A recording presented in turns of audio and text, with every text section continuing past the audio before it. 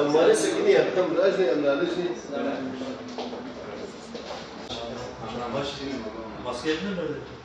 ولا ما جو أم وقتها ولا من بيجوا مثلا أم كذا كذا مسافر فأبي كلام يشيل ولا أم لسه أم باش كنت Allah başını sağlıyor. Seçaratın.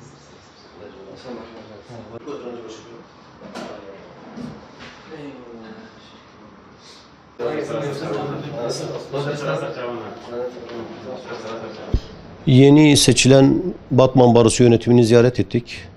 Tebrik ettik. Başarılar diledik. Haliyle ziyaret ettiğimiz yer baro olunca elbette ki hukuksuzluklar konuşuldu. İnsanların adalete olan ihtiyacı konuşuldu. Hüdapar olarak bizim en büyük sloganlarımız işte gerçek, adalet, dürüst siyaseti konuştuk. Siyasetin dilinin daha da düzeltilmesi hususunun önemini konuştuk. Bu anlamda bölge insanın durumunu konuştuk.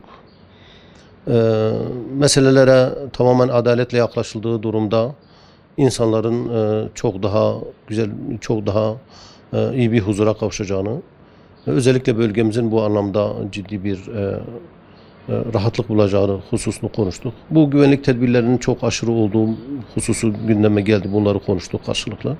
Yönetimde tabii ki çalışmalarında işte dediğimiz gibi adalet hususuna riayet edeceklerini, işte her kesime eşit şekilde yaklaşacaklarını dillendirdiler. İnsanlar huzur istiyor, insanlar hukuksuzlukların ortadan kaldırılmasını istiyor. Güvenlik tedbirlerinin birçok hakkın önüne geçtiği, bazı kesimleri kayırdığı endişeleri var insanlar arasında.